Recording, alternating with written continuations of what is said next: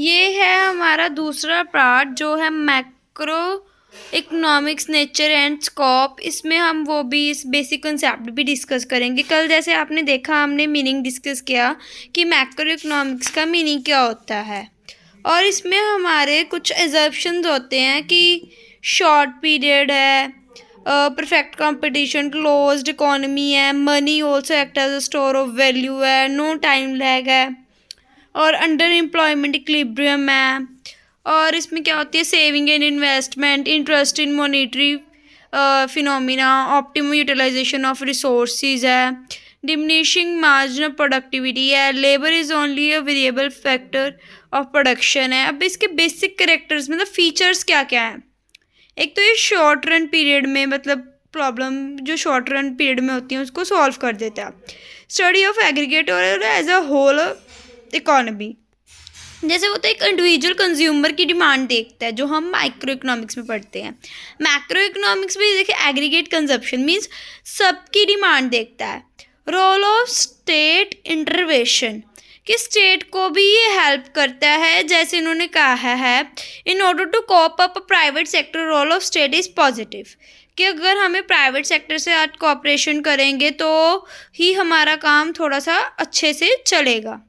But क्या कहते हैं, it's intervention is not mean to abolish a private entrepreneur.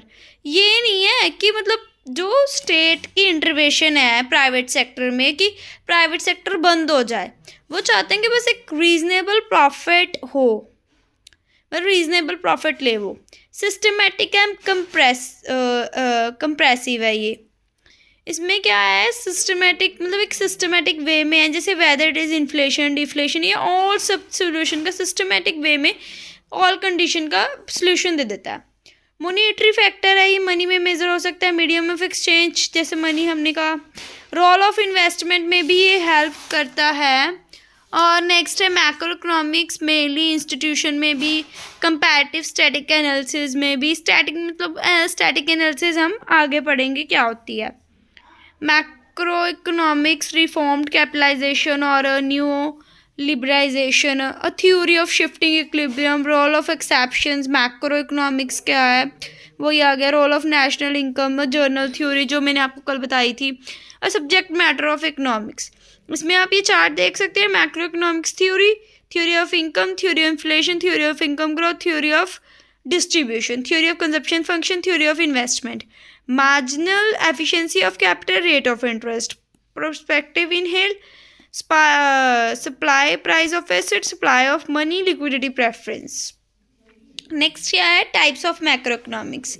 एक होती है स्टैटिक मैक्रो, जिसमें क्या लिखा हुआ है ये हम रीड करेंगे। It is analysis certain aggregate relation in the stationery state but through no light on the process by which find equilibrium is reached, कि मतलब ये एक स्टैटिक होती है, इसमें इक्विलिब्रियम हम फाइंड तो कर लेते हैं बट वो स्टिल रहता है। जैसे इन्होंने एग्जांपल लिया है, income is equals to consumption plus investment. और कंपैरेटिव मैक्रो स्टैट्स कौन सी होगी जिसमें हम आई थिंक जो कंपैरिजन कर सकते हैं। बाकी में रीड करते हैं हम।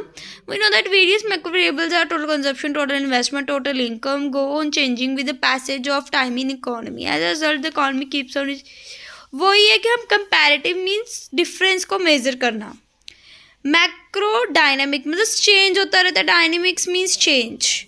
ठीक है, अब nature and scope of macro economics क्या है। स्कोप मतलब किस किस एरिया को ये स्टडी करता है, कहाँ कहाँ। थ्योरी ऑफ नेशनल इनकम, जो नेशनल इनकम होती है, थ्योरी ऑफ एम्प्लॉयमेंट को, मैक्रो थ्योरी ऑफ डिस्ट्रीब्यूशन को, इकोनॉमिक डेवलपमेंट को।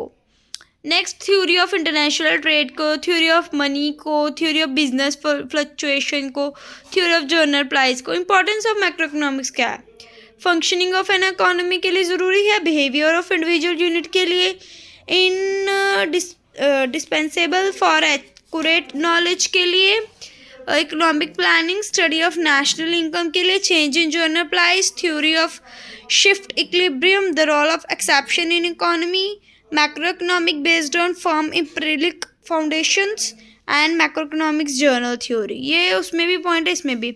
लिमिटेशन क्या है, इसमें एक्सेसिव थिंकिंग है, हमें ज़्यादा सोचना पड़ता है। डिफरेंस इन इंडिविजुअल आइटम्स है, कोई पसंद करता है, कोई पसंद करता है। Unable to influence society equally, कि डिफरेंट सोसाइटी को डिवाइड ही करके रखते हैं।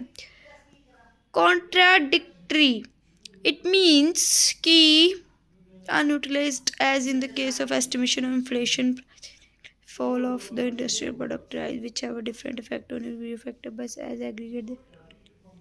अब देखिए जैसे ये इकट्ठे देख रहा है, इकट्ठे तो कोई कम इफेक्ट पड़ेगा। जैसे अब एक कंज्यूमर को 10% फर्क पड़ रहा है, बट अगर वो सारों का मेजर कर रहा है टोटल से 5% पड़ रहा है सबका एग्रीगेट करके, तो एक इंडिविजुअल तो 10% पड़ा ना, वो बात कह रहे हैं ये।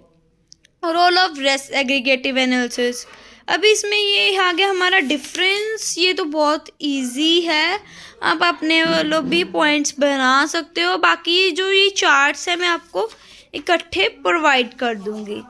नेक्स्ट हमने कल स्टॉक एंड फ्लो वाला भी कर लिया था, और अब हम पार्शियल इक्विलिब्रियम के बारे में पढ़ेंगे। पार्शियल इक्विलिब्रियम एक सिंगल इंडिविजुअल का इक्विलिब्रियम होता है, जैसे डिमांड एंड सप्लाई लगा लो एक सिंपल इक्विलिब्रियम की।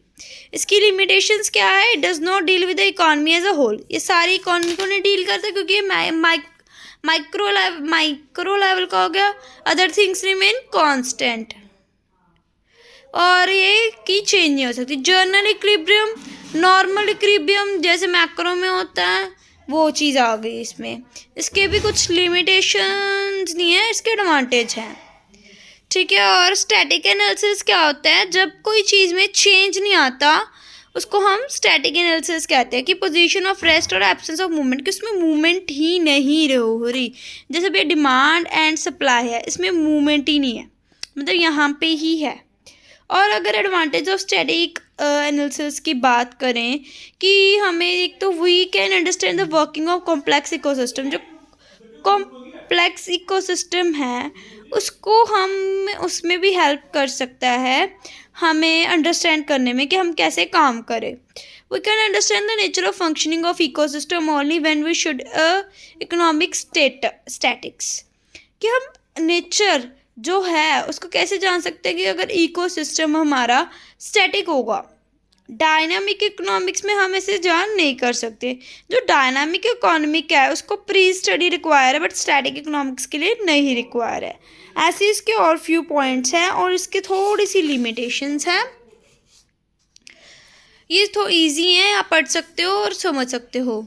कंपैरेटिव स्टैटिक एनालिसिस क्या है, स्टैटिक एनालिसिस क्या है, इसमें भी चेंज नहीं होते, बस हम कंपेयर करते हैं। थोड़ी सी चीज़ हो सकती है, मैं आपको डायग्राम की हेल्प से दिखाती हूँ। ये देखिए इक्विलिब्रियम बस शिफ्ट कर गया, ओनली शिफ्ट।